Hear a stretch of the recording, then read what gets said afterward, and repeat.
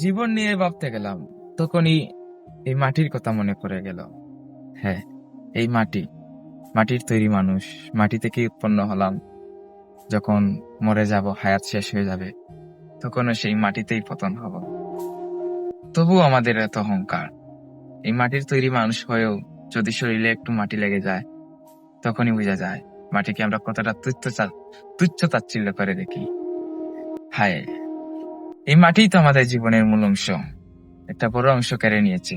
এই মাটি থেকেই আমাদের সবকিছু। এই মাটি থেকেই আমরা খাবার নেই।